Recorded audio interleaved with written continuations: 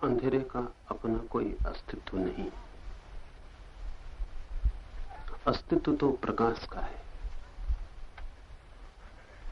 पर अंधेरा भी दिखाई पड़ता है और वास्तविक मालूम होता है। और कौन कहेगा कि अंधेरा नहीं? अनुभव में तो ऐसा आता है कि प्रकाश से भी ज्यादा वास्तविक अंधेरा है, क्योंकि प्रकाश को तो जलाना पड़ता है फिर भी बुझ जाता है। अंधेरे को जलाना भी नहीं पड़ता फिर भी बना रहता है। और प्रकाश तो कितना ही बड़ा दिखाई पड़े सीमित मालूम पड़ता है, अंधेरा असीम है। और ऐसा लगता है कि अंधेरे के सागर में प्रकाश कभी जलता है और बुझ जाता है, लेकिन सागर बना रहता है, जबकि वस्तुतः अंधेरा नहीं। फिर अंधेरा दिखाई कैसे पड़ता है? और अगर अंधेरा नहीं है तो अंधेरा है क्या? अगर उसका अस्तित्व नहीं है तो उसकी ये प्रतीति, उसकी ये भ्रांति प्रतीति भी क्यों होती है? इसे थोड़ा समझ लें तो इस सूत्र में प्रवेश हो सके। प्रकाश है और अंधेरा केवल प्रकाश का अभाव है, उसकी गैर मौजूदगी, उसकी अनुपस्थिति है। इसलिए हम प्रकाश को जला सकते हैं, अंधेरे को नहीं जला सकते। इसलिए हम प्रकाश को बुझा सकते हैं, अंधेरे को नहीं बुझा सकते। इसलिए हम प्रकाश को एक जगह से दूसरी जगह ले जा सकते हैं, अंधेरे को एक जगह से दूसरी जगह नहीं ले जा सकते। जो है ही नहीं उसे ले जाने का भी कोई उपाय नहीं, जो है ही नहीं उसे बनाने का भी कोई उपाय नहीं, जो है ही नहीं उसे मिटाने का भी कोई उपाय नहीं। क्योंकि अंधेरे के साथ हम कुछ भी नहीं कर सकते, इसलिए अंधेरा नहीं। जो है उसके साथ कुछ किया जा सकता है, और हमें अगर अंधेरे के साथ भी कुछ करना हो तो प्रकाश के साथ कुछ करना पड़ता है। अगर अंधेरा चाहिए हो तो प्रकाश बुझाना पड़ता है, अंधेरा नहीं जलाना पड़ता। अगर प्रकाश न चाहिए हो, अगर अंधेरा न चाहिए हो तो प्रकाश जलाना पड़ता है, अंधेरे को हटाना नहीं पड़ता। अंधेरे के साथ कुछ करने का उपाय ही नहीं है। जो नहीं है उसके साथ कुछ किया भी कैसे जा सकता है? अंधेरा है अभाव, प्रकाश के न होने का नाम है। आंखें जब प्रकाश को नहीं पाती तो उस नहीं पाने में जो प्रतीति होती है वो है अंधकार। अंधकार खाली जगह है।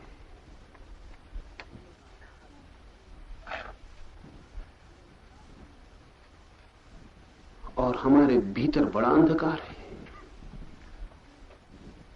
बाहर के अंधकार को तो हम बाहर के प्रकाश से मिटा लेते, भीतर के अंधकार को भीतर के प्रकाश से ही मिटा सकेंगे। बहुत लोग नासमझी में पड़ जाते, वे भीतर के अंधेरे को सीधा ही मिटाने की कोशिश में लग जाते हैं, तब अड़चन खड़ी हो जाती है। जब वे भीतर के अंधेरे को सीधा ही काटने पीटने लगते हैं तो उलझन में पड़ जाते हैं, तनाव से भर जाते हैं और भी अशांत हो जाते हैं। भीतर भी अंधेरे को मिटाने का यही उपाय है कि भीतर का प्रकाश जलाया जाए। सीधा अंधेरे की बात ही मत करें, सीधे अंधेरे की चिंता ही मत करें। ऐसा समझिए, कोई मेरे पास आता है और कहता है क्रोध बहुत है, क्या करूं? उससे मैं कहता हूं क्रोध की बात ही मत करो, तुम क्रोध को रहने दो। तुम शांत कैसे हो सकते हो इसकी बात करो।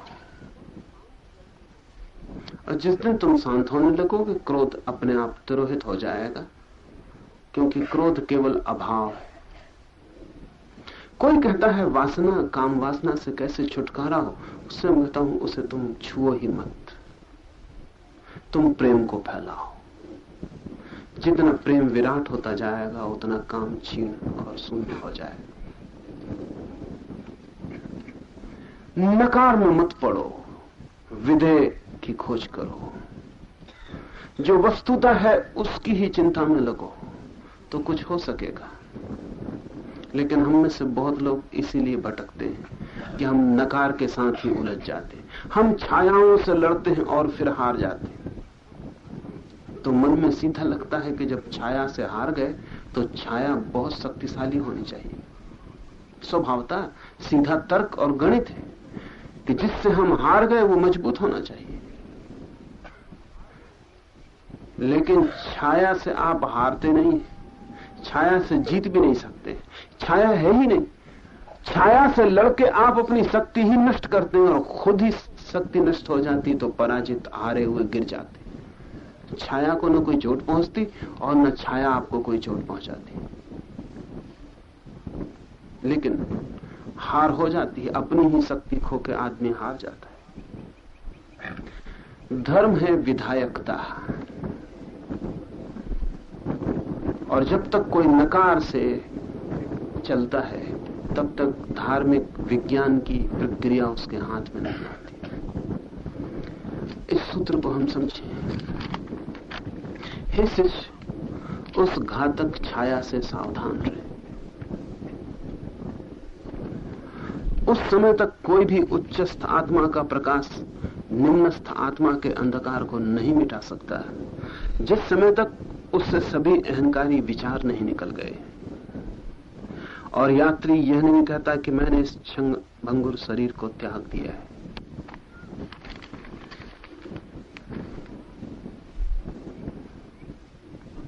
आदमी के भीतर उस प्रकाश के जलाने के लिए क्या करें? एक और बात समझ लें। पहली तो बात ये, अंधेरे से मत लड़ें, प्रकाश को जलाने की चेष्टा करें। दूसरी बात, जो प्रकाश जलाया जाता है वो बुझ जाएगा, सभी निर्मित चीजें नष्ट हो जाती हैं, और जो प्रकाश पैदा किया जाता है वो कल मरेगा। जन्म के बाद मृत्यु है। तो भीतर का प्रकाश अगर हमने जलाया, हमने, तो कितनी देर चलेगा? जिसके ईंधन हम हैं वो कितनी देर चलेगा? और जिसको हमने पैदा किया वो हमसे बड़ा नहीं हो सकता, वो हमसे क्षुद्र होगा। और हम ही मिट जाते हैं तो हमारा जलाया हुआ दिया कितना टिकेगा? और जो हमारा ही पैदा किया हुआ है वो हमें मार्गदर्शन नहीं दे सकता। तो दूसरी बात समझ लें कि भीतर का प्रकाश जलाना नहीं है, भीतर का प्रकाश है ही, आवृत है, ढका है, उघाड़ना है,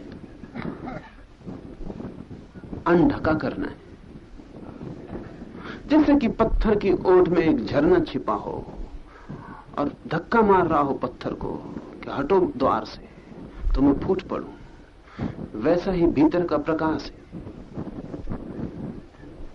द्वार पर कोई पत्थर है, वो अटका रहा है। एक बड़े मजे की बात है कि अंधकार प्रकाश को जरा भी नहीं रोक सकता। इसलिए असली दुश्मन अंधकार नहीं है। आप दिया जलाएं तो अंधकार ये नहीं कह सकता कि नहीं जलने देंगे। अंधकार दिए को बुझा भी नहीं सकता। कभी सुना है कि अंधकार ने दिए को बुझा दिया हो, कि अंधकार ने हमला किया हो और दिया मिट गया हो?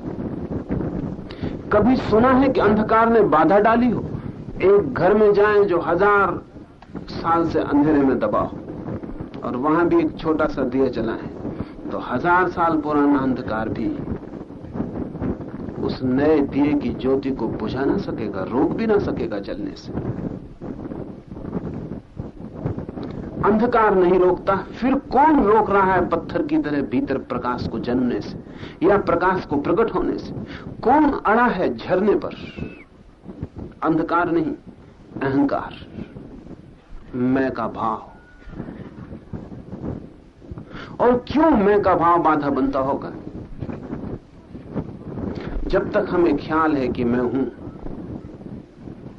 तब तक हम विराट से अपने को तोड़कर चलते हैं, और वो प्रकाश विराट का है, वो प्रकाश हमारा नहीं है।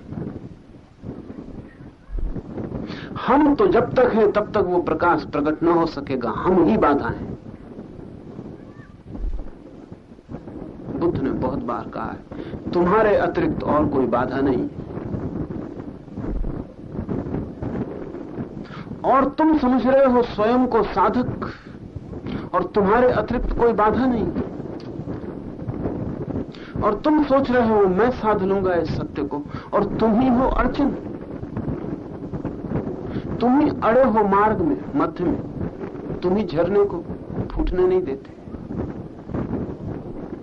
मैं का भाव, मैं हूं, इस घोषणा में ही विराट दब गया, और विराट के रास्ते बड़े मौन, और विराट के रास्ते बड़े विनम्र हैं, और विराट जबरदस्ती नहीं करता,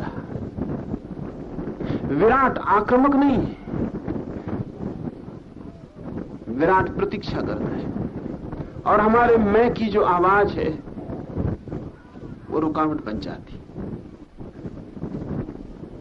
ये सूत्र कहता है, अहंकार के विचार जब तक नहीं निकल गए तब तक वो प्रकाश नहीं उपलब्ध होगा जिससे अंधेरा मिट जाए। अहंकार है क्या?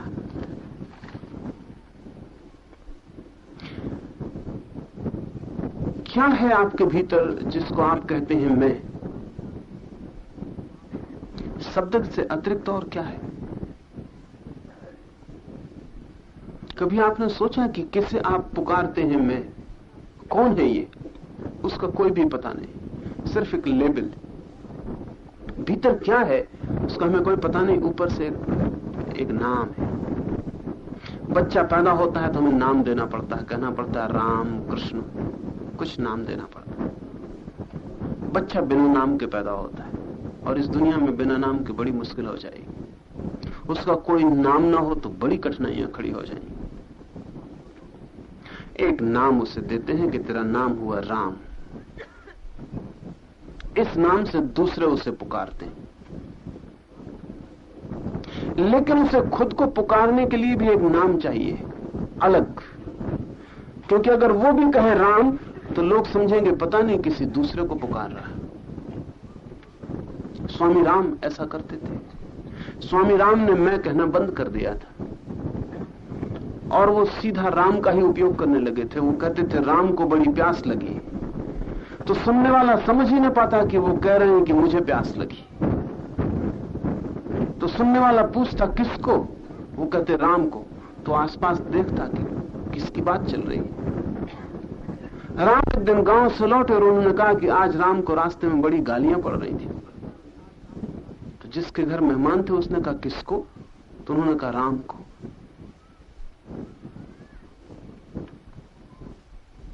तो घर वाले ने पूछा कि महाराज सीधा सीधा क्यों नहीं कहते कि आपको गालियां पड़ रही थी? तो राम ने कहा लेकिन राम को ही पड़ रही थी, मैं तो खड़ा हुआ सुन रहा था और भीतर भीतर हंस रहा था कि खूब फंसे राम, खूब फंसे। और राम से मैं कह रहा था भीतर भीतर कि जब प्रशंसा चाहोगे तो गालियां भी पड़ेंगी।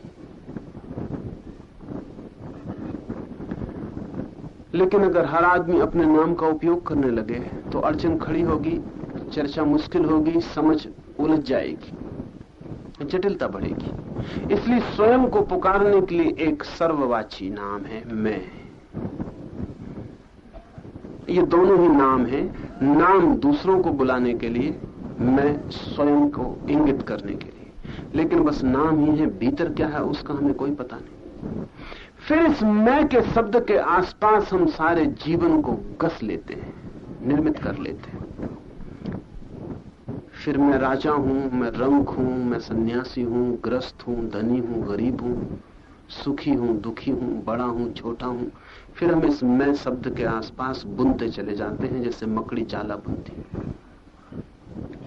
फिर जाल बहुत बड़ा हो जाता, एक छोटे से शब्द के आसपास पूरा जीवन चुक जाता है, पूरा जीवन लग जाता है। ये जो मैं है यही बाधा है उसे जानने में वस्तुतः जो आप है। ये शब्द ही आपके लिए काफी हो गया है और आप सोचते हैं बस जान लिया अपने को जानना और क्या है, मैं हूं। कुछ भी नहीं जाना, सिर्फ एक शब्द था और आप सोच रहे हैं आपने जान लिया। ऊपरी बात है, भीतर क्या दबा है इस मैं के? इस मैं के भीतर दबा है प्रकाश। उसे कोई आत्मा कहे, परमात्मा कहे या कोई और नाम दे, पर इस मैं के भीतर दबा है प्रकाश। इस लेबल के पीछे ही छिपा है झरना। अगर ये लेबल हटा लें तो सत्ता का अनुभव हो, ये नाम हट जाए तो अस्तित्व का पता चले। इस नाम से अड़चन हो गई है। इस नाम की वजह से भीतर जाना ही नहीं हो पाता। बस यही रुक जाते हैं कि सोचते हैं बात खत्म हो गई, समझ लिया। हमारी हालत ऐसी जैसे मील के पत्थर के पास कोई रुक जाए और सोच ले कि मंजिल आ गई। मील का पत्थर सिर्फ इशारा है। दरवाजे पर कोई बैठ जाए और सोचे कि मंदिर के भीतर पहुंच गए। दरवाजा केवल भीतर पहुंचाने का द्वार था, वहां रुकना नहीं था, वहां से आगे जाना था। नाम तो आपके अस्तित्व की बाहरी परत है, परिधि है, उस परिधि पर ही ठहरे। केंद्र का ख्याल ही भूल गए और उस परिधि को ही केंद्र मानकर हमने एक संसार निर्मित कर लिया है। अहंकार से ये अर्थ है। और जब तक ये अहंकार का पत्थर न हटे तब तक भीतर छिपे हुए खजाने का हमें कोई पता नहीं चल सकता। भीतर अनंत प्रकाश है, लेकिन हम पीठ किए बैठे और जो हम नहीं है वो समझे हैं कि हम हैं, और जो हम हैं उसका हमें कोई ख्याल नहीं। क्या समझा है आपने? अगर कोई आपसे पूछे कि थोड़ा बताइए अपने संबंध में, क्या बताइएगा? बड़ी मुश्किल में पड़ेंगे। कोई पूछता नहीं इसीलिए क्योंकि ये बड़ा अशिष्ट हो जाएगा, अभद्र मालूम पड़ेगा, किसी को अड़चन में डालना ठीक भी नहीं। कोई अगर आप पूछे कि क्या है आप, तो क्या बताइएगा? परिचय में बताइएगा नाम। कितना नाम का मूल्य है? नाम तो दूसरा भी माँ बाप दे सकते थे तो कोई अड़चन न थी, तीसरा भी देते तो उससे भी काम चल जाता। इस नाम में आपके होने का क्या जोड़ है? ये नाम तो बिल्कुल संयोगिक है, एक्सीडेंटल है। इस नाम से आपका क्या संबंध है? इस नाम के बिना आप नहीं हो सकते। इस नाम को अलग कर लें तो आप मिट जाएंगे। गहरी नींद में ये नाम मिट जाता है, आपको पता भी नहीं होता।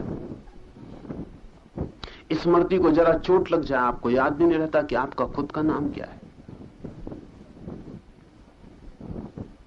इस नाम से आपका क्या लेना देना है? और अगर नाम ही अपना नहीं है तो फिर और क्या आपका है? बताइएगा किसके बेटे हैं, किसके भाई हैं, किसके पति हैं, किसकी पत्नी है, ये बताइएगा। ये संबंध है, इनका आपसे कोई लेना देना नहीं। इन संबंधों के बिना आप हो सकते हैं, इन संबंधों के बिना आप थे।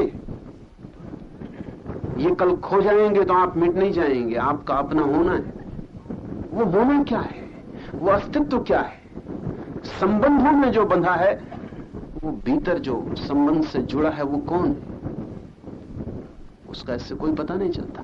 आप दुकानदार हैं कि डॉक्टर हैं कि शिक्षक हैं कि चोर हैं कि साधु हैं, इससे भी कोई पता नहीं चलता। इससे पता चलता है कि आप क्या करते हैं, ये पता नहीं चलता कि आप क्या हैं। एक आदमी डॉक्टरी करता है, एक आदमी चोरी करता है, ये उनके काम है। और जो चोरी करता है वो डॉक्टर हो सकता है, कल जो डॉक्टर है वो कल चोर हो सकता है। इससे अस्तित्व का कोई पता नहीं चलता कि वो क्या है। तो आप बताएंगे क्या अपना परिचय? नाम धाम पता ठिकाना काम, लेकिन इसमें कोई भी आप नहीं है। ये सब झूठा मामला है, लेकिन इसको हम मान के चलते हैं कि यही हमारा होना है, यही पत्थर बन जाता है। इस झूठे होने के कारण वास्तविक होना प्रकट नहीं हो पाता, और जो नकली से राजी हो गया उसको असली मिलने की कोई जगह ना रही, क्योंकि मान लिया कि अपने को पा ही लिया, जान ही लिया, अब जानने को कुछ बचा नहीं। तो अगर सुकरात से लेकर आज तक सभी जानने वालों ने अगर एक ही बात कही है कि अपने को जानो, बड़ी अजीब सी लगती है, सभी तो अपने को जानते हैं, ऐसा कोई आदमी देखा जो अपने को नहीं जानता? फिर ये सुकरात का दिमाग फिर गया, उपनिषद के ऋषि पागल, ये बुद्ध और महावीर एक ही रटन लगाए हुए कि अपने को जानो, और यहां आदमी नहीं है ऐसा जो अपने को न जानता हो। जरूर कहीं कोई गड़बड़ हो रही है, हमारे जानने में कहीं ना कहीं कोई भ्रांति है। तब तो इतना चिल्लाते हैं, और हमको भी हैरानी होती है सुन के कि क्या बकवास लगा रखी कि अपने को जानो। अपने को हम जानते ही कि मेरा नाम ये है, मेरा घर का पता ये है, मैं इस बाप का बेटा हूं, इसका भाई हूं, इसका पति हूं, ये मेरी दुकान है, ये मेरा फोन नंबर है, ये मेरा होना है। अब और क्या अपने को जानूं?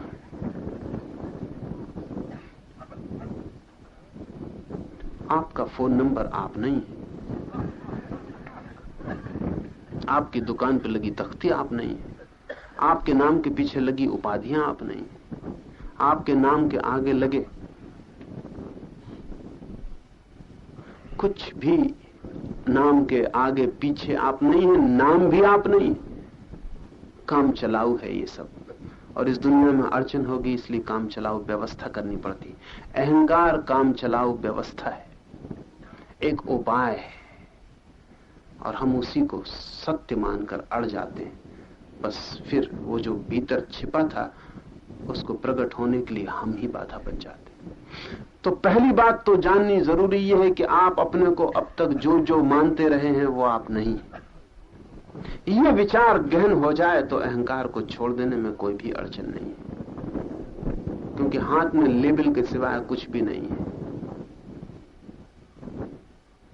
बिल्कुल कागजी नोट चलते हैं, काम देते हैं, लेकिन सत्व उनमें जरा भी नहीं है। इस झूठ के प्रति जागे। सूत्र कहता है अहंकारी विचार जब तक नहीं निकल गए उस समय तक कोई भी उच्चस्थ आत्मा का प्रकाश निम्नस्थ आत्मा के अंधकार को नहीं मिटा सकता। और यात्री यह नहीं कहता कि मैंने इस क्षणभंगुर शरीर को त्याग दिया है, मैंने कारण का नाश कर दिया है, अतः जो छायाएं पड़ती हैं वे अब नहीं टिक सकती। कारण है अहंकार, और अहंकार ही कारण है इस भाव का कि मैं शरीर हूं। इसे भी थोड़ा ख्याल में ले लें। मैं है केवल नाम, एक शब्द, जरूरी लेकिन बिल्कुल असत्य।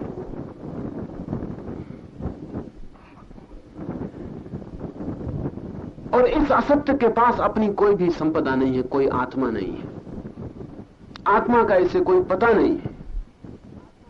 लेकिन ये नाम, ये शब्द, ये थोथा औपचारिक उपाय, ये भी तो कहीं अपने पैर टिकाएगा। इसको भी तो कोई जगह चाहिए जिस पे ये खड़ा हो। ये अहंकार कहां खड़ा हो, कहां पैर टिकाए? ये शरीर पर पैर टिका देता है। शरीर है पदार्थ, ये उस पर पैर टिका देता। शरीर को इंकार भी नहीं करता, ये शरीर पर पैर टिका देता और कहता है ये मैं हूं, मैं यानी मेरा शरीर। और तब एक अद्भुत जाल निर्मित होता है, एक झूठ। एक शरीर बहुत वास्तविक है, एक वास्तविक चीज के ऊपर खड़ा हो जाता है। ध्यान रहे, झूठ को भी चलना हो तो किसी न किसी वास्तविकता का सहारा लेना जरूरी है। झूठ के पास पैर नहीं है, वो खुद नहीं चल सकता, उसके पास कुछ भी नहीं। झूठ का मतलब ये कि उसके पास कुछ भी नहीं, उसे कोई सहारा लेना पड़े। इसलिए झूठ बोलने वाला हमेशा पूरे उपाय करता है आपको समझाने के कि मैं सच बोल रहा हूं। अगर भरोसा आ जाए कि ये सच है तो झूठ चल सकता है। अगर जरा सा भी शक हो जाए कि झूठ है तो झूठ वहीं गिर जाता है। इमैनुअल कांट ने बड़ी कीमत की बात कही है। उसने कहा कि अगर सारी दुनिया में सभी लोग झूठ बोलने लगे तो झूठ बिल्कुल बेकार हो जाए। झूठ तभी तक चलता है जब तक कुछ लोग सच बोल रहे हैं, या आशा रहती है कि कोई ना कोई सच बोलता है। अगर सभी लोग तय ही कर लें कि हम झूठ ही बोलेंगे और जो भी बोलेंगे वो झूठ ही होगा, तो फिर झूठ के चलने का उपाय न रह जाए। पर बड़ी अड़चनें हों उसमें, काम चलना ही मुश्किल हो जाए। सुना है मैंने कि मुल्ला नसरुद्दीन एक दिन ट्रेन में सवार हुआ, जिस धंधे में वो लगा था उसी धंधे का एक दूसरा आदमी भी उसी डब्बे में चढ़ती भागती गाड़ी में सवार हुआ। मुल्ला ने मन में सोचा कि अगर मैं इससे पूछूंगा, उसका प्रतियोगी था उसी धंधे में, अगर इससे मैं पूछूंगा कहां जा रहे हो तो ये जरूर झूठ बोलेगा। फिर भी मुल्ला ने कहा देखें, पूछा कहां जा रहे हो? उस आदमी ने कहा दिल्ली जा रहा हूं। मुल्ला ने कहा कि जरूर कलकत्ता जा रहा हो।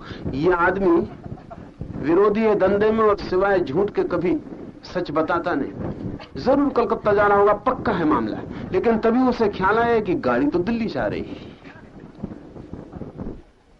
मुस्कुराया वो, हंस के बोला कि क्यों झूठ बोलते हो? दिल्ली जा रहे हो और बताते हो दिल्ली जा रहे हो, ताकि मैं समझूं कि कलकत्ता जा रहे हो। दिल्ली जा रहे हो और झूठ बोलते हो कि दिल्ली जा रहे हो, ताकि मुल्ला नसरुद्दीन समझे कि कलकत्ता जा रहे हो। बड़ी अड़चन हो जाए अगर सारे लोग झूठ बोल रहे हो, तो हिसाब लगाना और किसी बात का कोई भरोसा नहीं।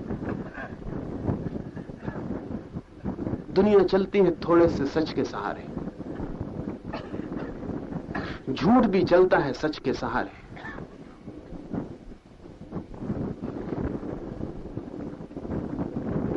अहंकार बिल्कुल सरासर झूठ है, उसका कोई भी अस्तित्व नहीं है। शरीर का अस्तित्व है, आत्मा का अस्तित्व है, अहंकार का कोई अस्तित्व नहीं है। अहंकार मात्र एक ख्याल है। या तो अहंकार आत्मा में अपने पैर गड़ाए तो चल सकता है, लेकिन आत्मा में वो पैर गड़ा नहीं सकता, क्योंकि आत्मा के प्रकाश में वो अंधकार है, टिकेगा नहीं। इसलिए शरीर के अतिरिक्त कोई उपाय नहीं है। अहंकार अपनी जड़ें शरीर में डाल देता है, शरीर के सहारे अहंकार सच्चा हो जाता है, वास्तविक हो जाता है, यथार्थ हो जाता है। अहंकार की प्रतीति है ये कि मैं शरीर हूं, ये आपकी प्रतीति नहीं है, ये आपके अहंकार की प्रतीति है कि मैं शरीर हूं। इसलिए जिस दिन अहंकार छूटता है उसी दिन ये ख्याल भी छूट जाता है कि मैं शरीर हूं। तब तो वही रह जाता है जो आप हैं। वो शरीर में है, शरीर नहीं है। शरीर में रमा है, बसा है, शरीर नहीं है।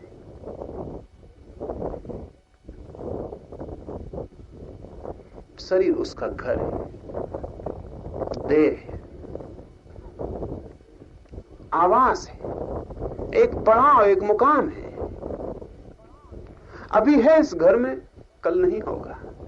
और बहुत घरों में रहा, बहुत घर बदले और बहुत घर बदलने पड़ेंगे। और जब भी जीर्ण शीर्ण हो जाते हैं वस्त्र तो हम फेंक देते हैं और नए वस्त्र ग्रहण कर लेते हैं। रामकृष्ण मरने के करीब थे, उनकी पत्नी बहुत रोने पीटने चिल्लाने लगी। तो रामकृष्ण ने कहा तू क्यों घबराती?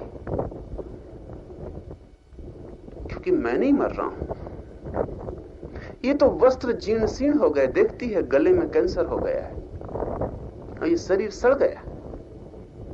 अब इस शरीर में रहना एक गिरते हुए घर में रहना है जो किसी भी क्षण गिर सकता है। इसलिए छोड़ते हैं इस जीर्ण शीर्ण देह को। मैं नहीं मर रहा हूं, केवल वस्त्र बदल रहा हूं। शारदा ने रामकृष्ण की आंखों में देखा, क्योंकि ये जो आदमी था ये कोई सिद्धांत की बात नहीं कह रहा था, कोई शास्त्र पढ़ के नहीं कह रहा था कि मैं आत्मा हूं, अनुभव से ही कह रहा था। आंखों में वो अनुभव की झलक थी, और जब भीतर प्रकाश फूटता है तो उसकी झलक स्वभावतः आंखों तक आ जाती। और मरते क्षण में रामकृष्ण ने कहा कि मैं नहीं मरूंगा, तू चिंता ना कर, मेरी कोई मृत्यु नहीं है, सिर्फ कपड़े बदल रहा हूं। और ये कपड़े तो तू भी कहेगी कि अकारण हो गए हैं, बोझ हो गए, बदल देने। और रामकृष्ण की मृत्यु हो गई। और एक ही स्वर और उन आंखों में देखी झलक उस प्रकाश की जो अहंकार के हट जाने पर।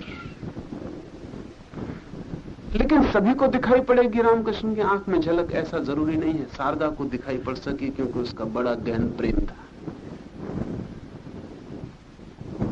उन आंखों में शारदा उतर सकी और इस रामकृष्ण पर भरोसा किया था सदा। वो भरोसा कारण बन गया। और रामकृष्ण जब कह रहे हैं कि मैं नहीं मरूंगा तो बात खत्म हो गई, वे नहीं मरेंगे। रामकृष्ण मर गए और शारदा विधवा न हुई। फिर सारा परिजन परिचित सब इकट्ठे हो गए और कहा चूड़ियां तोड़ डालो, वस्त्र बदल डालो। पर शारदा ने कहा कि वे कह के गए हैं कि मैं नहीं मरूंगा, और वे नहीं मरे। मैं अनुभव करती हूं कि जीर्ण सिंह देह छूट गई है, वे हैं। शारदा अकेली स्त्री है भारत में जो पति के मरने पर विधवा नहीं हुई। फिर बहुत वर्ष जी, लेकिन चूड़ियां हाथ पर रही और उसकी आंख में कभी आंसू दिखाई नहीं पड़ा। और वो वैसे ही जैसे रोज रामकृष्ण की मौजूदगी में थी वैसे ही रही। लोग तो समझने लगे कि पागल हो गई होगी, क्योंकि जिस वक्त ठीक रामकृष्ण के सोने का समय होता उस वक्त वो मसहरी भी डालती, उन्हें सुलाती भी। जब उनके भोजन का वक्त होता तो उन्हें बुलाने भी आती, उनका पटा भी लगाती, थाली भी लगाती, बैठकर पंखा भी चलती।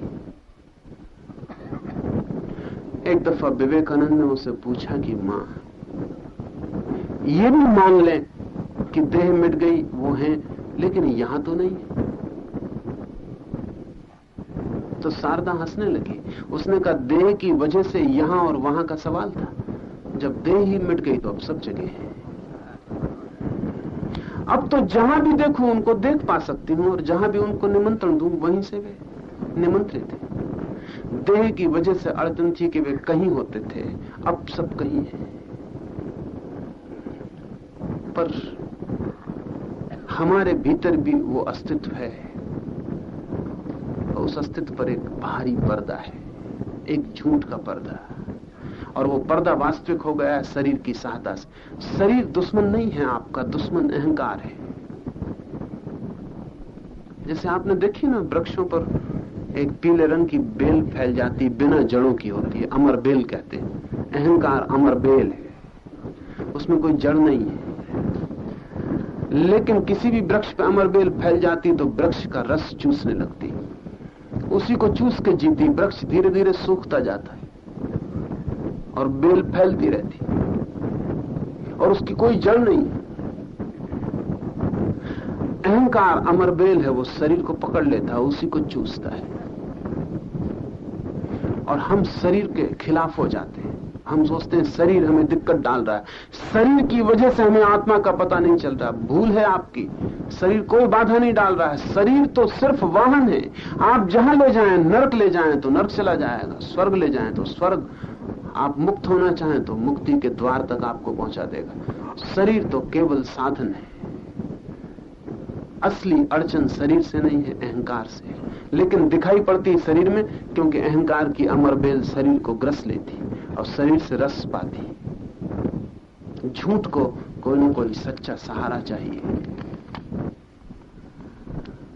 अहंकार जब तक निकल न जाए और यात्री ये न कह सके कि मैंने क्षणभंगुर शरीर का त्याग कर दिया है। त्याग का अर्थ कि अब मैं नहीं मानता हूं कि ये क्षणभंगुर शरीर मैं हूं। त्याग का मतलब ये मत समझना कि आप शरीर को छोड़ दें, कि शरीर से अलग हो जाएं। ये बोध कि मैं शरीर नहीं हूं त्याग हो गया। ये प्रतीति कि मैं शरीर नहीं हूं त्याग हो गया। कारण का नाश कर दिया। कारण है अहंकार, अतः जो छायाएं पड़ती हैं वे अब नहीं टिक सकती, क्योंकि अब उच्चस्थ और निम्नस्थ आत्मा के बीच महायुद्ध आरंभ हो गया है। इस महायुद्ध में समस्त रणक्षेत्र समा गया है, वह मानव है ही नहीं। यहां एक बहुत विचारणीय बात है और जटिल भी। इस जगत में प्रत्येक चीज द्वंद्व में है। इस जगत में प्रत्येक चीज अपने विपरीत के साथ है। होने का यही उपाय है। जन्म है, मृत्यु के साथ है। हम कितना ही चाहें कि जन्म हो और मृत्यु ना हो, यह हो नहीं सकता। जन्म एक छोर है उसी चीज का, मृत्यु दूसरा छोर है उसी चीज की। कोई उपाय नहीं है इस द्वंद्व में से एक को बचाने का और दूसरे को समाप्त करने का। अब तो वैज्ञानिक भी कहते हैं कि हर चीज की विपरीत चीज अनिवार्य है, और वे तो यहां तक गए हैं कि बहुत न समझ में आने वाली बातें विज्ञान को ख्याल में आने लगी। अभी एक विचारक ने प्रस्तावना की है कि समय बढ़ता है आगे की तरफ, अतीत जाता है, वर्तमान आता है, वर्तमान जाता है, भविष्य आता है।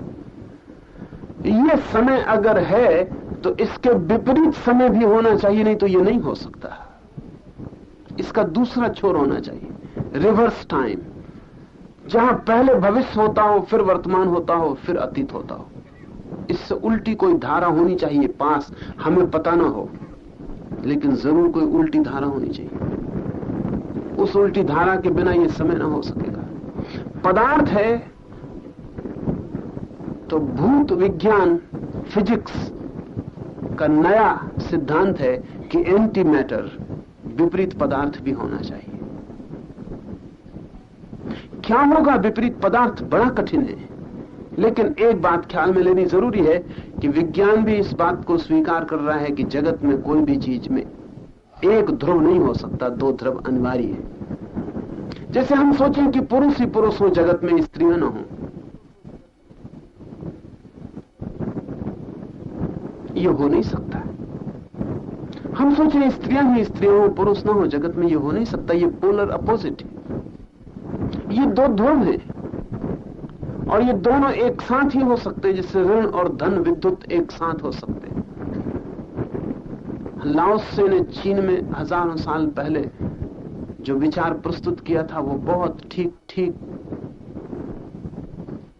विकसित होता चला गया है और अनेक अनेक आयामों में सही सिद्ध हुआ है।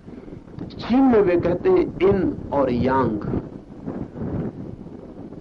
इन है स्त्री का नाम और यांग है पुरुष का नाम, या इनको हम कहें निषेध, पुरुष को हम कहें विधेय, या इनको हम कहें पृथ्वी और यांग को हम कहें स्वर्ग, कोई भी दो। लेकिन इन और यांग दो से अस्तित्व बना है, और एक के होते ही हम शून्य में विलीन हो जाते हैं। एक का कोई अस्तित्व नहीं होता। ब्रह्म इसीलिए शून्य है, वो अकेला है। जैसे हम दो से हटे कि हम ब्रह्म में लीन हो जाते, वो है लेकिन शून्यवत। उसके होने को पदार्थवत नहीं कहा जा सकता। जब तक हम हैं पदार्थ में, तब तक विपरीत होगा। तो अगर आपके भीतर आत्मा है, तो आपके भीतर विपरीत आत्मा जैसी चीज भी होगी, नहीं तो आत्मा नहीं हो सकती। अगर आपके भीतर उच्चाशय है तो निम्नाशय भी होंगे, और अगर आपके भीतर श्रेष्ठ है तो निकृष्ट भी होगा, और आपके भीतर अगर स्वर्ग की तरफ उड़ान की कामना है तो नरक की तरफ जाने वाली जड़ें भी होंगी। आप एक कुरुक्षेत्र हैं, उसमें आपके भीतर पांडव भी होंगे और कौरव भी होंगे। आप हो ही नहीं सकते इस द्वंद्व के बिना। जैसे राज मकान बनाता है, दरवाजे उठाता है, तो गोल दरवाजे बनाता है, विपरीत ईंटों को लगा देता है। विपरीत ईंटें एक दूसरे से टकरा जाती, उनकी टकराहट से ही मंडल निर्मित हो जाता है शक्ति का।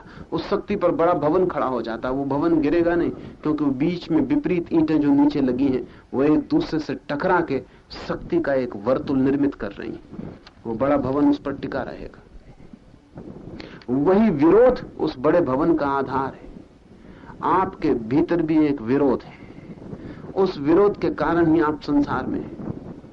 इसलिए बुद्ध कहते हैं जिस दिन विरोध नहीं होगा उस दिन तुम मुझसे ये मत पूछो कि तुम्हारी आत्मा मोक्ष में होगी कि नहीं होगी। मैं तुमसे कहता हूं नहीं होगी। क्योंकि तुम्हारे आत्मा का होने के लिए भी द्वंद अनिवार्य है।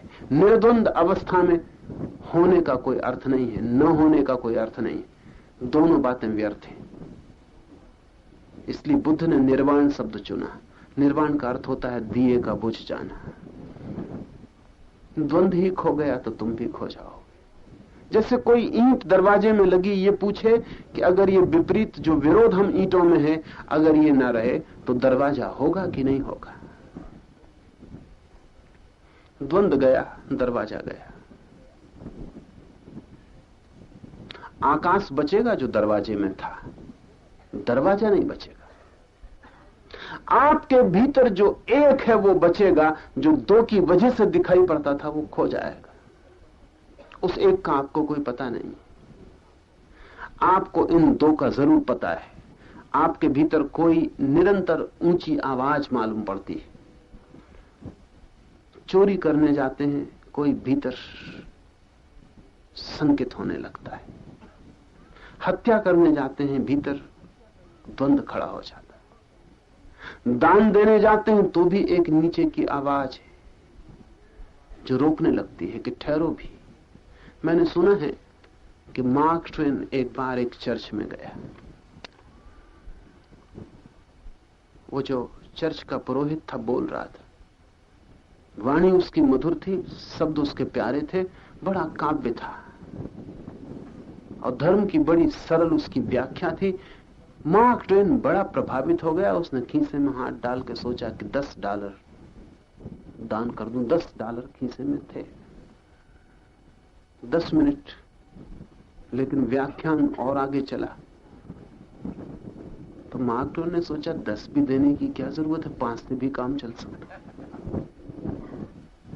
और फिर अभी किसी को बताया भी तो नहीं है कि 10 देना है, तो कोई अपराध भी नहीं कर रहे, 5 से ही काम चल जाएगा। और व्याख्यान लंबा चला तो 2.5, 2 उतरता गया मार्क ट्वेन का।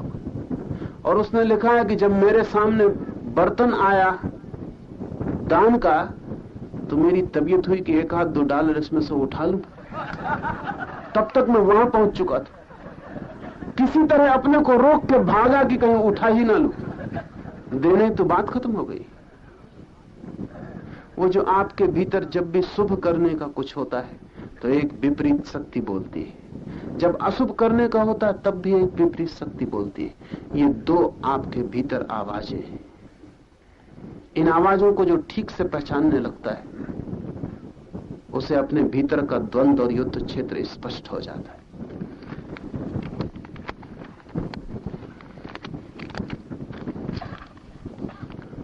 और जैसे ही व्यक्ति अपने अहंकार को छोड़ता है, अनुभव करता है कि मैं शरीर नहीं हूं, वैसे ही ये युद्ध स्पष्ट होता है। तब एक नए तल पर उसे दिखाई पड़ता है कि मेरा होना ही दो में विभाजित है। कुछ है मेरे भीतर जो नीचे की तरफ जा रहा है और कुछ है मेरे भीतर जो ऊपर की तरफ जा रहा है, और उन दोनों के खिंचाव के मध्य में हूं। और उन दोनों के खिंचाव की वजह से मेरा संताप है, मेरी चिंता, दुख, पीड़ा। इस महायुद्ध में समस्त रण क्षेत्र समा गया है, वह मानो है ही नहीं। रण क्षेत्र नहीं बचा है, सिर्फ सेनाएं छा गई हैं और दोनों तरफ। पर यह आपको दिखाई नहीं पड़ेगा, क्योंकि आप तो शरीर में इतने उलझे हैं कि आपको यह पता चलना भी मुश्किल है कि शरीर के पीछे छिपी आत्मा के अस्तित्व में क्या घटित हो रहा है।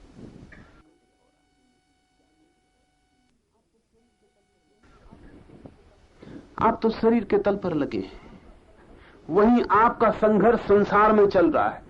किसी से धन के लिए, किसी से पद के लिए, किसी से किसी और वासना के लिए संघर्ष बाहर चल रहा है। आपको भीतर के संघर्ष का कोई पता नहीं। भीतर का संघर्ष तो उन्हीं को पता चलता है जो शरीर से हटते हैं। आंख उठाते हैं भीतर तो देखते हैं कि बाहर भी संघर्ष है, भीतर भी संघर्ष है। बाहर का संघर्ष बहुत क्षुद्र है, भीतर का संघर्ष बहुत विराट है।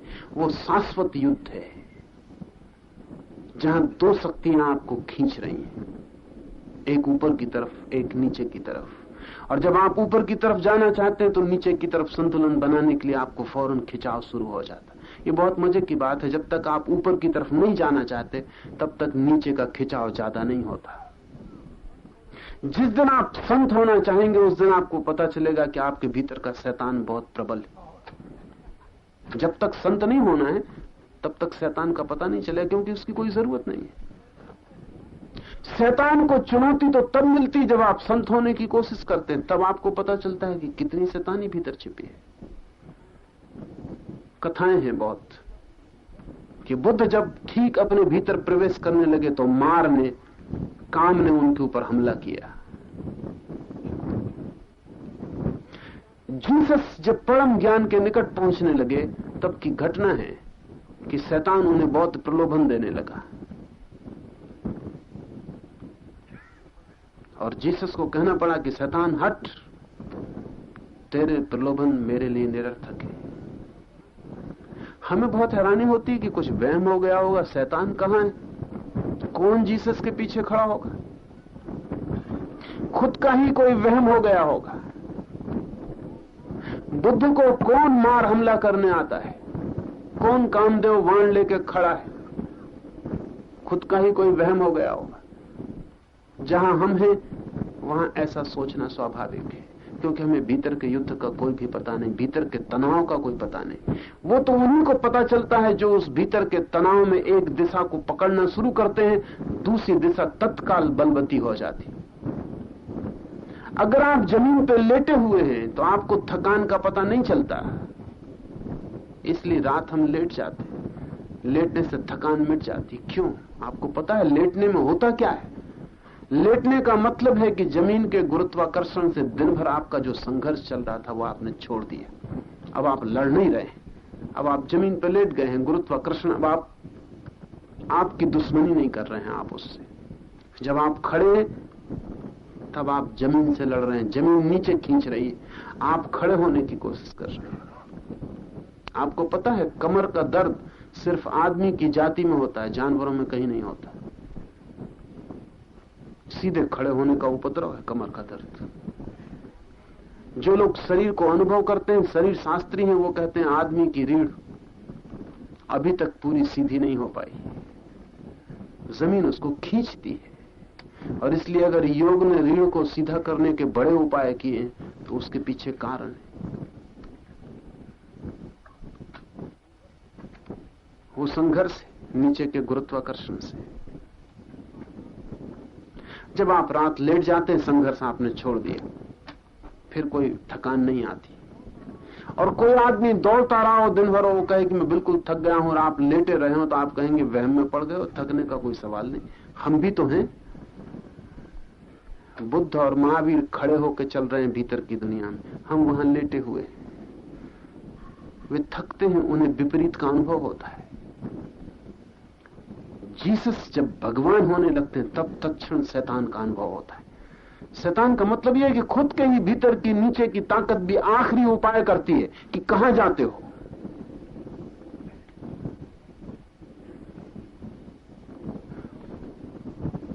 और ये द्वंद्व भी तब तक नहीं मिटता जब तक कोई ऊपर जाना चाहता, तब तक नीचे का खिंचाव जारी रहता है। इसलिए हमारे पास 3 शब्द हैं। एक शब्द है स्वर्ग, वो ऊपर की दिशा का सूचक है, उच्च आत्मा जहां जाना चाहती है, जैसी होना चाहती है। दूसरा शब्द है हमारे पास नरक, वो निम्नस्थ आत्मा की यात्रा का सूचक है, जहां हमारा नीचे की वृत्तियां जाना चाहती है। एक और शब्द है हमारे पास मोक्ष, वो उस अवस्था का सूचक है जब हम न ऊपर जाना चाहते न नीचे जाना चाहते, हम कहीं जाना ही नहीं चाहते। उस मध्य के बिंदु पर छुटकारा है।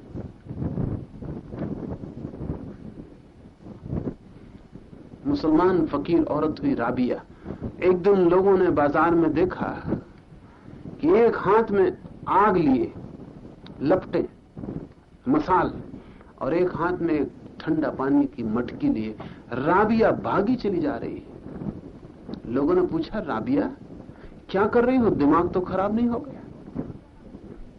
और जा कहां रही हो? तो राबिया ने कहा कि तुम्हारे नरक को बुझाने और तुम्हारे स्वर्ग को जलाने।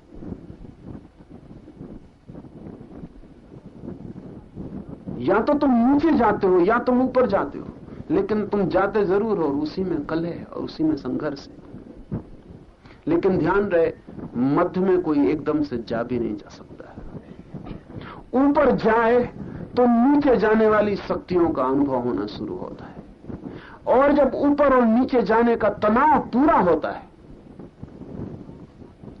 और कोई तनाव का आगे उपाय नहीं रह जाता, जब तार बिल्कुल पूरे खिंच जाते हैं अपनी आत्यंतिक स्थिति में, तभी आपको अपने आंतरिक जीवन का जो ढांचा है उसकी पूरी प्रतीति होती है कि वो नरक और स्वर्ग दोनों से मिलकर बना है। तभी आपको प्रतीति होती है कि वो भीतर शैतान और भगवान दोनों एक साथ खड़े हैं। इन दोनों की पूरी एक साथ जो प्रतीति है, उस प्रतीति के बाद ही दोनों से छुटकारा हो सकता है। दोनों से छुटकारा ही वस्तुतः भगवत्ता में प्रवेश है, वस्तुतः ब्रह्म में प्रवेश है। ये सूत्र कहता है, लेकिन जब एक बार तू धैर्य के द्वार को पार कर जाता है, तब तीसरा चरण भी उठ जाता है। तेरा शरीर तेरा सेवक है, और अब चौथे चरण की तैयारी कर। यह लोभ का द्वार है जो अंतरस्थ मनुष्य को फांसता है। चौथा द्वार है विराग, और इसे सूत्र कह रहा है कि यह द्वार लोभ से बहुत गहन रूप से संबंधित है। हैरानी होगी हमें, विराग का लोभ से क्या संबंध? उल्टे मालूम पड़ते, कहीं कोई भूल तो नहीं होगी सूत्र में। विराग का द्वार लोभ का द्वार क्यों है? विराग का द्वार लोभ का द्वार है, भूल जरा भी नहीं हुई। लेकिन जरा जटिल और सूक्ष्म है बात। संसार से विरक्त हो गया मन, संसार की व्यर्थता जान ली, सब देख लिया, कहीं कुछ पाया नहीं, राख ही हाथ में आई, हाथ खाली के खाली रहे, कुछ भर न सका। मन का भिक्षा पात्र खाली रहा, कोई वासना, कोई कामना, कोई मांग पूरी न हुई। उल्टे जितना मांगा उतने दुख आए, जितना चाहा उतनी पीड़ा मिली, जितने दौड़े उतने भटके, यात्रा बहुत, मंजिल कोई ना मिली।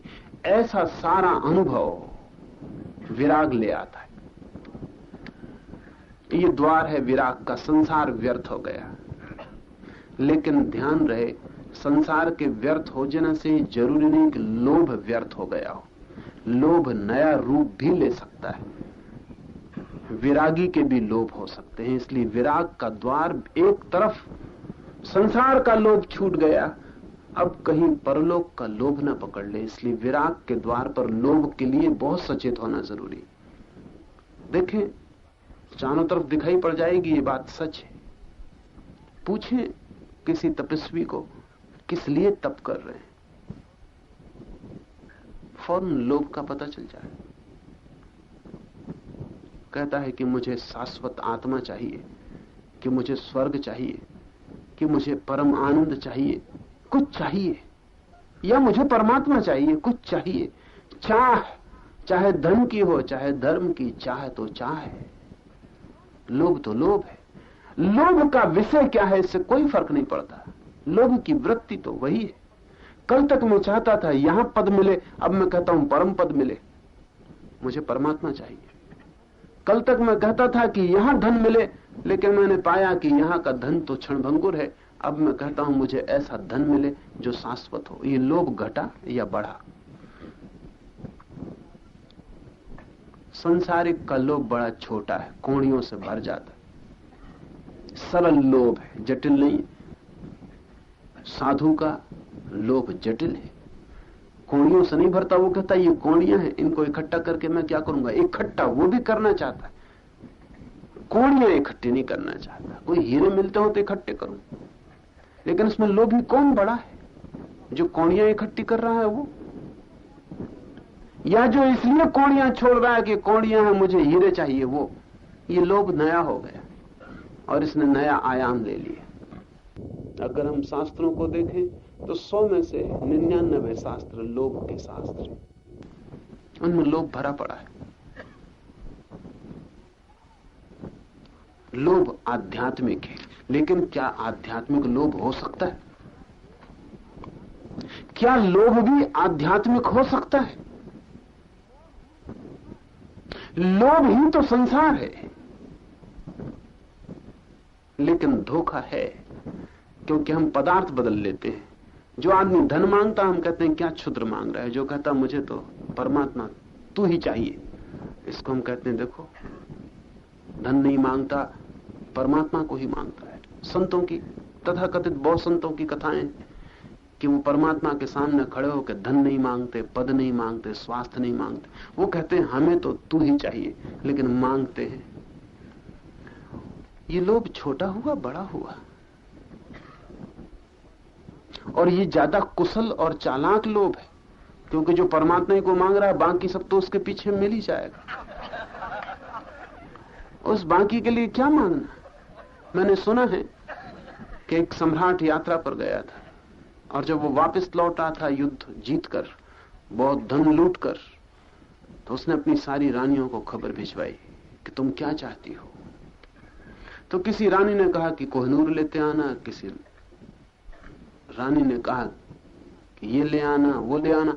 1000 चीजें थी दुनिया की जिसकी जो वासना थी, लेकिन एक रानी ने कहा कि मैं तो सिर्फ तुम्हें ही चाहती हूं।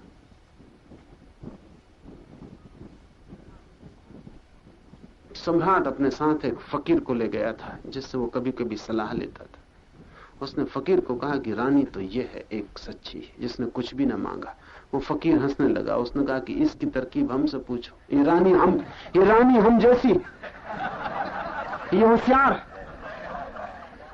बाकी सब ने व्यर्थ की चीजें मांगी, इसने तुमको ही मांगा है, और उस बाकी सब जो तुम लूट के ले जा रहे हो वो तुम्हारे साथ अपने आप आ जाता है, उसकी कोई बात नहीं। फकीर ने कहा ये रानी हम जैसी, इसका गणित हमसे समझो। हम परमात्मा को ही मांगते हैं, हम और संसार वगैरह नहीं मांगते, सब संसार उसके है, और वही मिल गया तो फिर पाने को कुछ बचता नहीं। लेकिन लोभ बदलता नहीं। लोभ के विषय बदल जाते हैं। विराग के द्वार पर सचेत होना जरूरी है कि संसार ही ना छूटे, लोभ भी छूट जाए। नहीं तो विराग का द्वार, नए लोभ की शुरुआत, नए संसार का जन्म। तब उसकी चिंता पकड़ लेती है। कोई आदमी रात भर नहीं सोता क्योंकि धन नहीं मिला जितना चाहिए था। कोई आदमी रात भर नहीं सोता कि अभी तक भगवान के दर्शन नहीं हुए। पर फर्क क्या है? चिंता तो दोनों को पकड़ लेती, दुख दोनों को पकड़ लेता है, रोते दोनों हैं, तड़पते दोनों हैं। फर्क क्या है? आदमी वही का वही है, सिर्फ दिशा बदल ली लोभ की।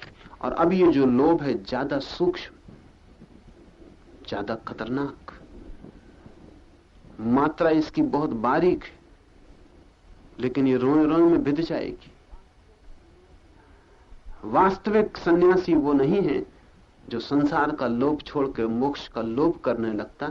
वास्तविक सन्यासी वो है जो लोभ की व्यर्थता समझ लेता और लोभ नहीं करता, जो ये भी लोभ नहीं करता कि ध्यान मिलना चाहिए, जो ये भी लोभ नहीं करता कि आनंद मिलना चाहिए, क्योंकि जहां तक चाहिए लगा है वहां तक कुछ मिलेगा भी नहीं। चाह ही तो उपद्रव है। हम उसी को जोड़ते चले जाते हैं नई नई चीजों से, लेकिन उसको साथ रखते हैं।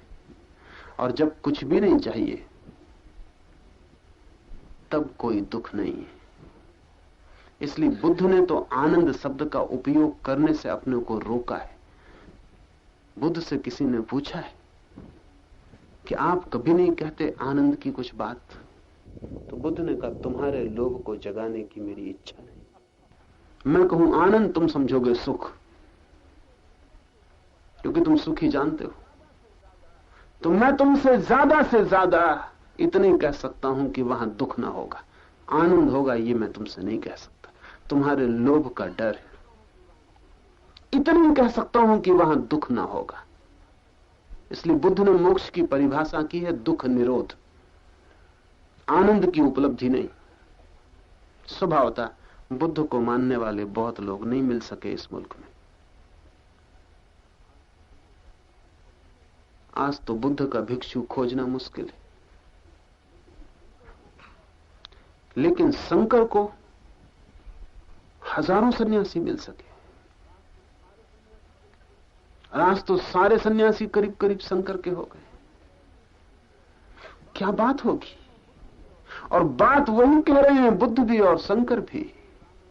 शंकर के जो विरोधी हैं रामानुज और दूसरे, वो तो कहते हैं शंकर भी छिपा हुआ बौद्ध है, प्रच्छन्न बौद्ध है।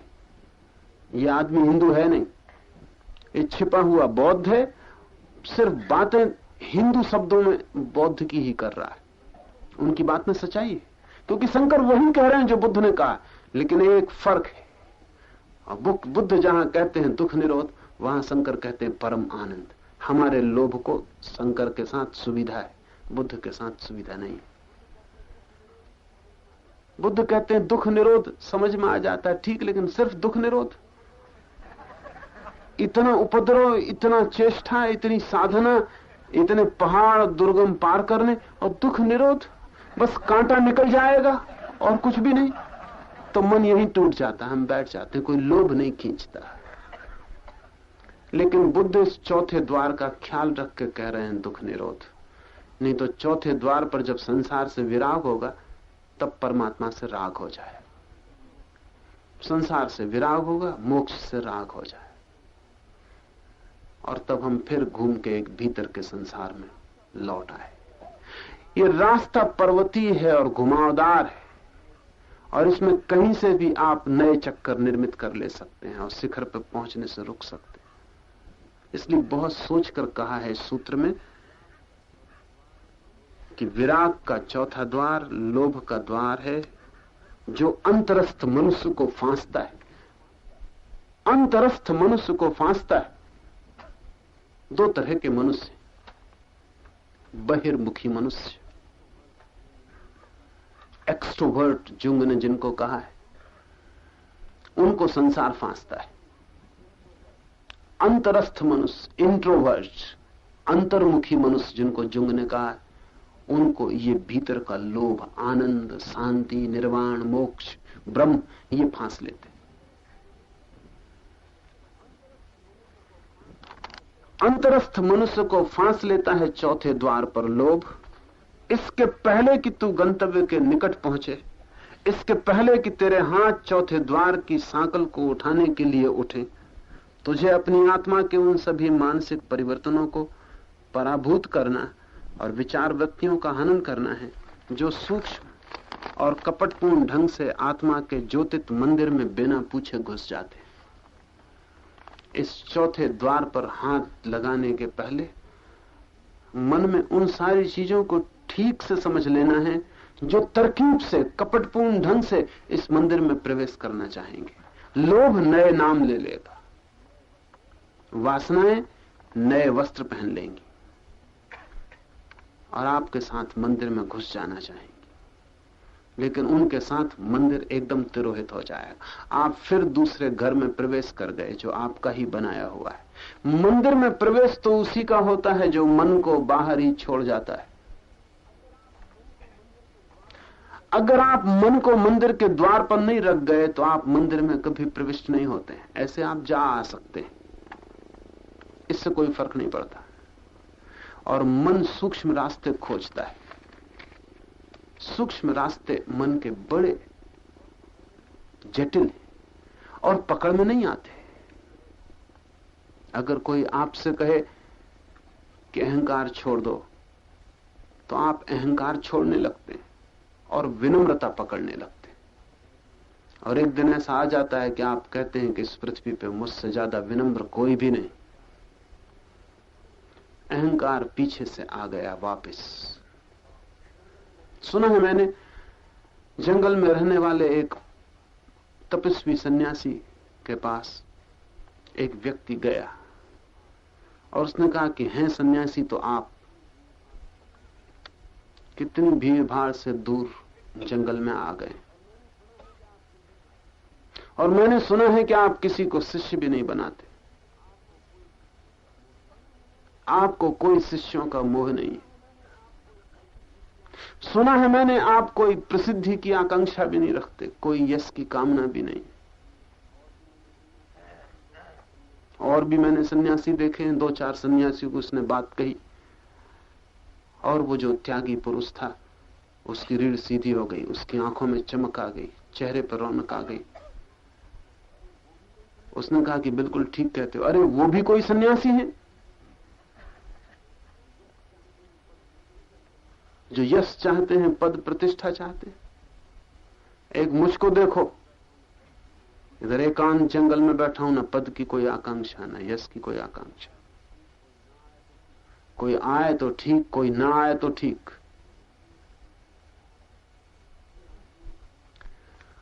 अब ये आदमी सूक्ष्म रास्ते से वापस लौट गए।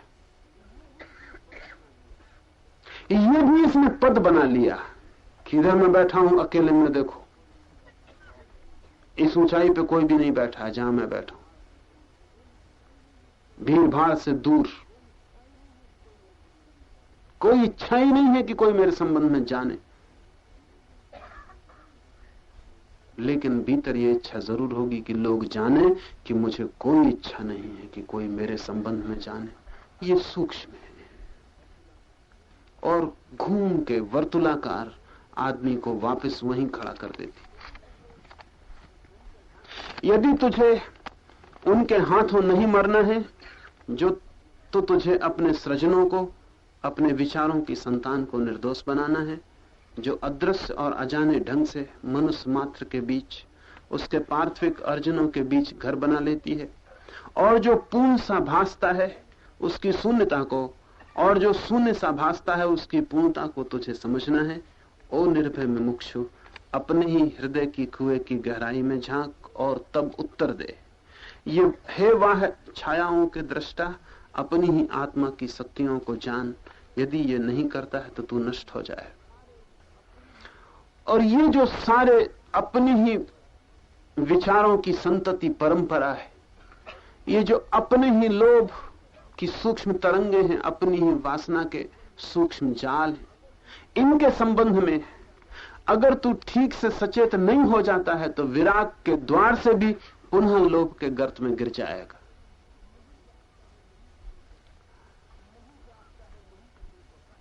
नहीं जागता है, नहीं सचेत होता है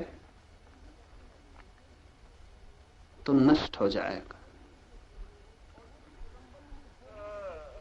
और इस संबंध में जो भी तुझे कहना हो सोच के मत कह, अपने हृदय की गहराई में झांक, जैसे कोई कुएं में झांके और वहां से उत्तर दे। ये थोड़ा समझ लें। उत्तर दो तरह से हम दे देते हैं। एक उत्तर तो सीधा खोपड़ी से दे दिया जाता है, उसका कोई मूल्य नहीं है, व्यर्थ है। किसी ने आपसे पूछा कि क्या आप ईश्वर को मानते हैं? आप जल्दी उत्तर दे देंगे, कहेंगे हां या ना। आस्तिक होंगे तो कह देंगे कि मानता हूं ईश्वर है, नास्तिक होंगे तो कह देंगे नहीं मानता हूं ईश्वर नहीं। लेकिन क्या कभी आपने रुक के अपने हृदय की गहराई में झांका कि ईश्वर को मैं मानता हूं, जानता हूं ईश्वर है? कभी आपने आंख बंद की और अपने भीतर उतरे और खोजा कि मेरे प्राणों की गहराई में क्या भाव है? तो शायद आप जल्दी उत्तर ना दे पाए, तो शायद आप कहें कि रुको कुछ वर्ष मुझे खोजने दो, तब मैं उत्तर दूंगा, क्योंकि अभी मुझे पता ही नहीं कि मेरे प्राणों की गहराई में क्या भाव है। ईश्वर का कोई है अनुगूंज वहां?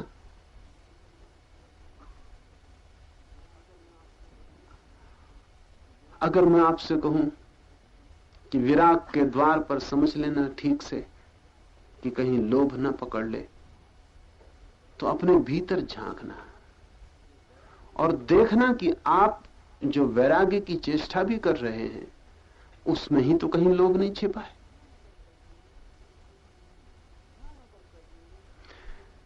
ध्यान अगर कर रहे हैं तो उसमें भी कहीं लोभ तो नहीं छिपा है।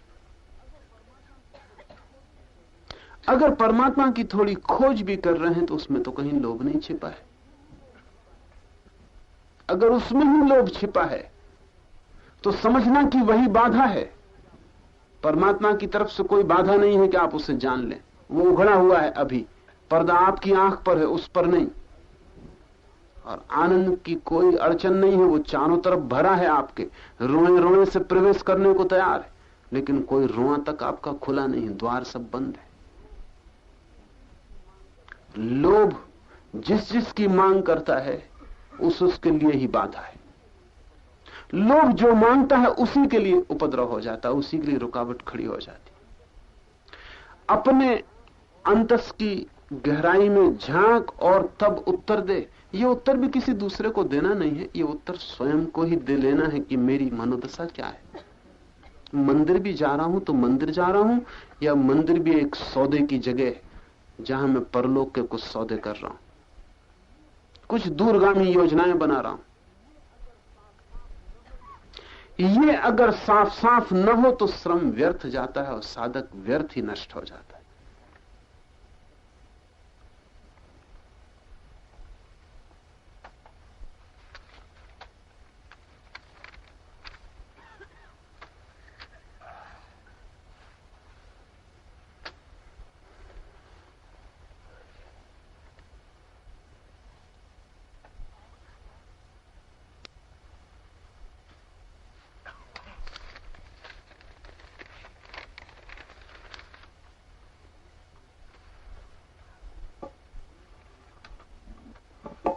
One friend has asked about the relationship between sex and death. I said something that man is afraid of both. And that's why both are taboos. No one talks about sex, no one talks about death. We remain silent about those two things. We have remained silent for centuries and centuries. They are taboo subjects. They should not be mentioned even. The moment they are mentioned, something starts trembling within us. It seems a deep repression is there. That's why we have created substitute words. In the Western world, they will not say we are making sex, they will say we are making love. That's a substitute word.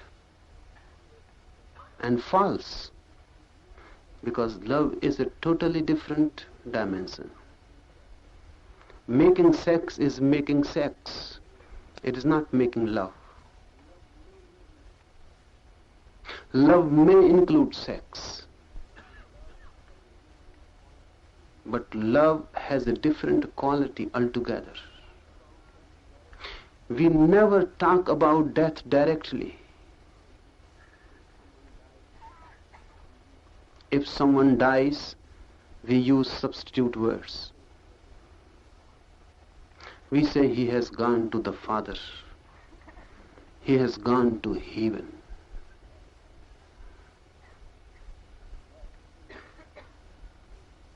Death is never faced directly. And we have created many false phenomena around death and sex.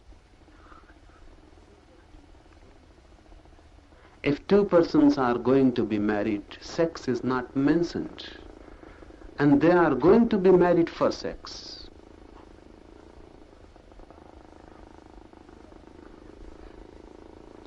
We have created a great illusion around marriage. And the bare naked fact is sex. We have created a ritual, a great ritual of marriage, just to hide the fact.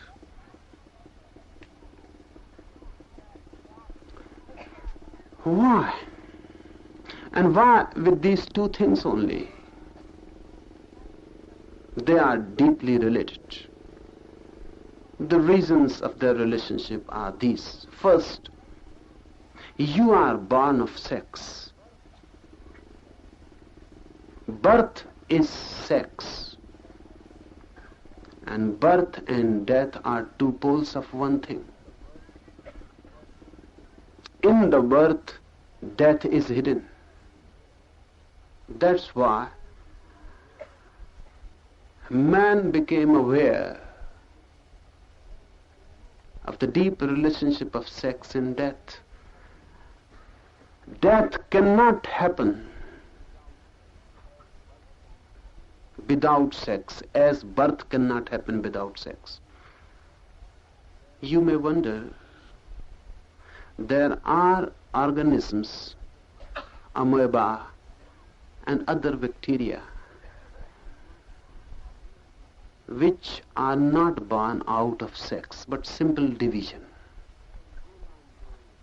Amoeba goes on growing, feeding.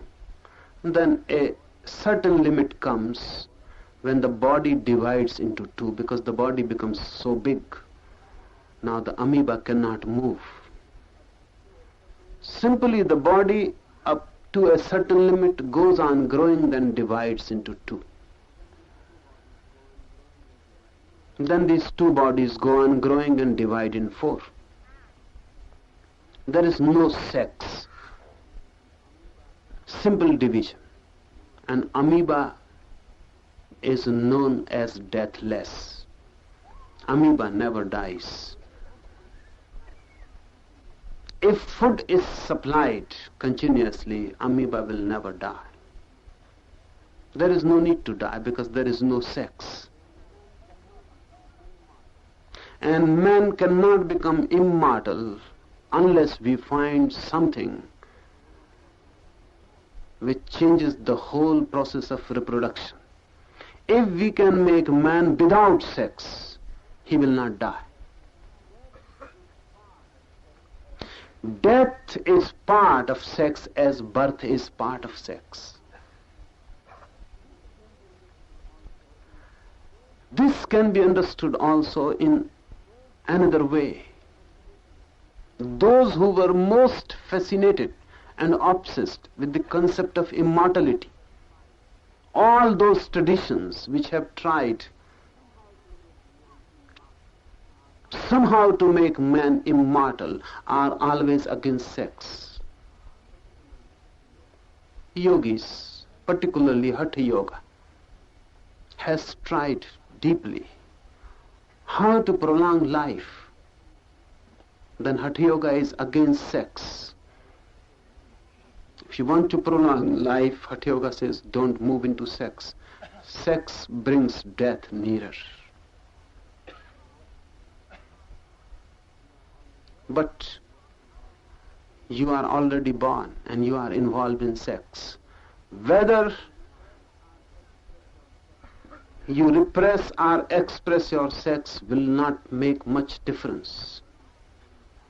You have taken already one part and the other will follow.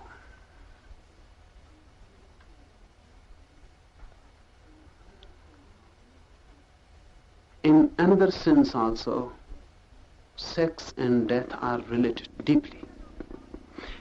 In deep sex act, you feel a certain death. You are no more. If really you have gone into the act totally, you are merged. Your individual entity disappears. And a greater force than you takes over.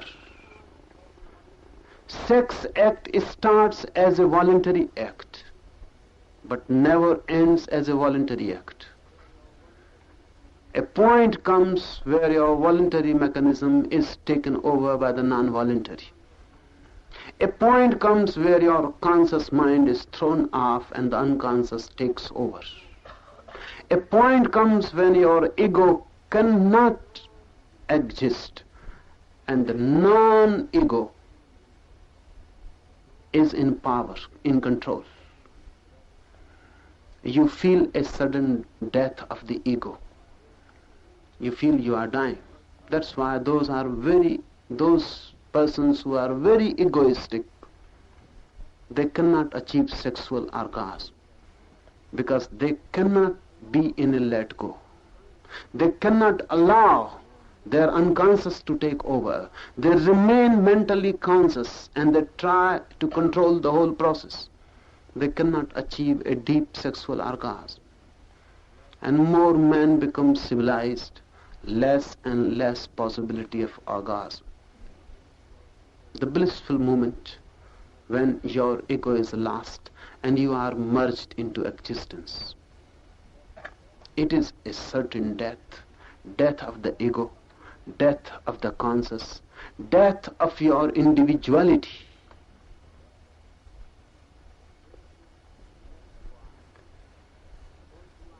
That's why those who are afraid of sex will be afraid of death.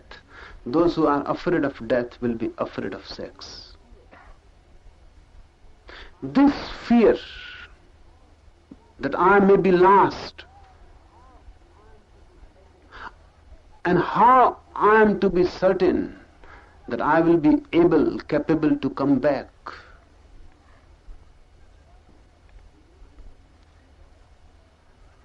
It is uncertain. Who knows whether you will come back or you will go on and disappear completely.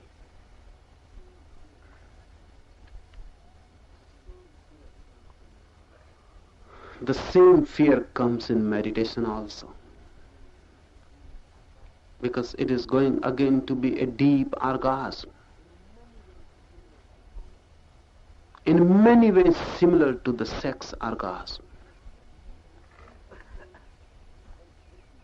and in a sense exactly the same.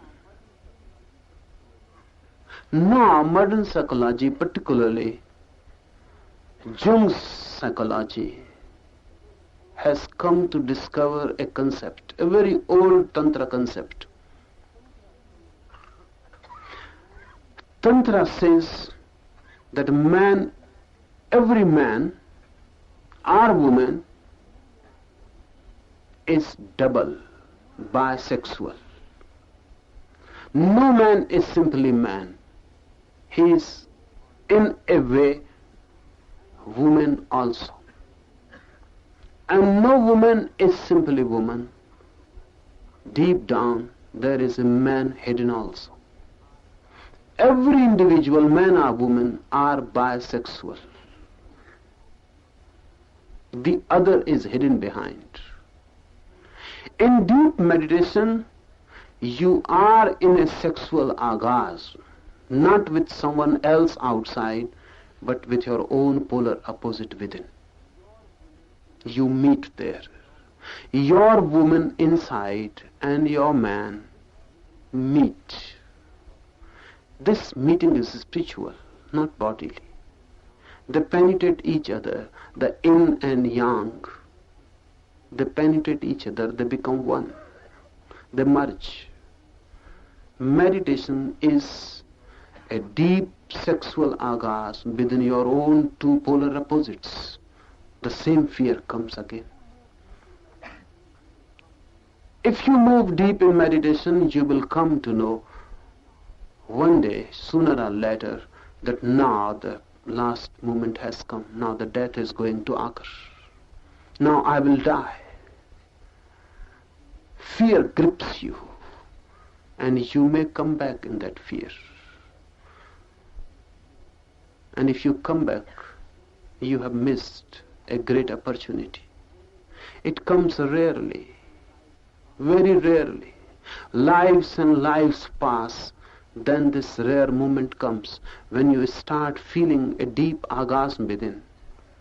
The inner woman and the inner man are meeting, your two polar opposites, penetrating each other, becoming one.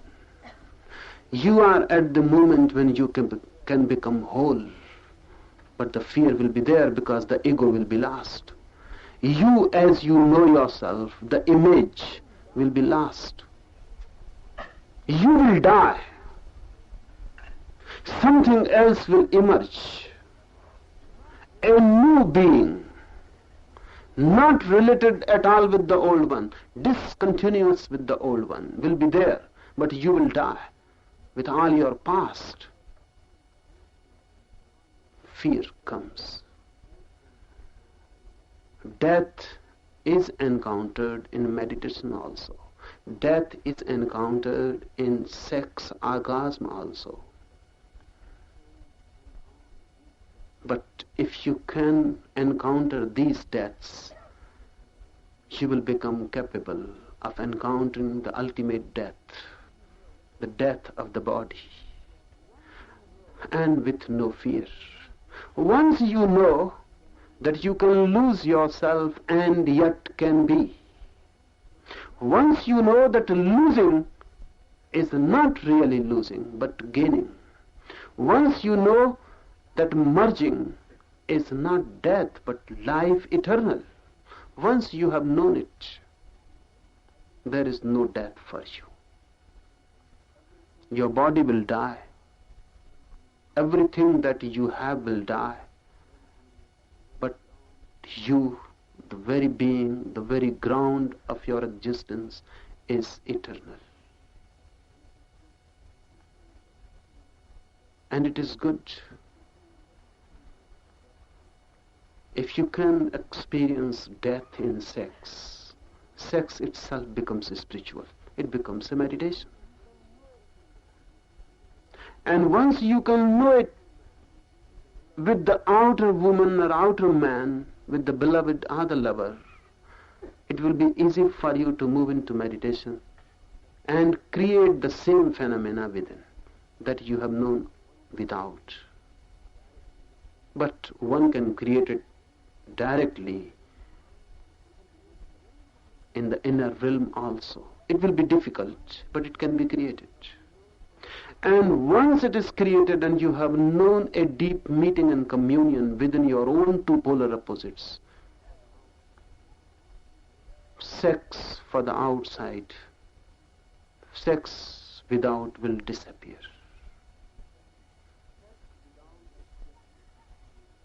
Sex without is just a substitute for sex within. And meditation are called sex within. Alone, in a deep orgasm with your own polar opposite. Wherever you can feel death, feel it. Don't escape. Death is beautiful. Death is the greatest mystery, more mysterious than life. Through life, you can gain the world, the futile world, meaningless, worthless. Through death, you can gain the eternal.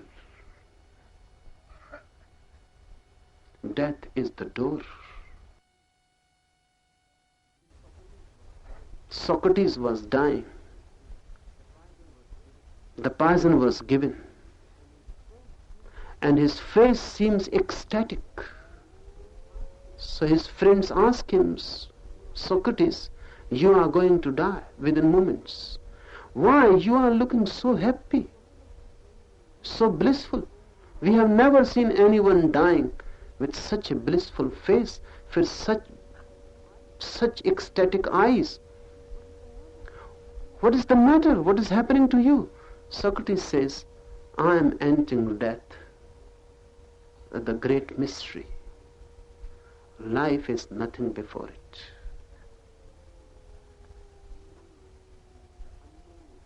The unknown is opening before me. The unlimited, the uncharted. I am on a great voyage. I am losing myself, but gaining the whole universe, the whole existence. Don't be afraid of death. The fear of death debars you from all deep experiences of love, of meditation, of ecstasy, of all deep experiences. You are debarred once you are afraid of death. Be ready to die, and then life, eternal life, will be yours. Jesus says, whosoever will save himself will lose, and whosoever is ready to lose will attain. Now get ready for the night meditation. रात के ध्यान के लिए तैयार हो.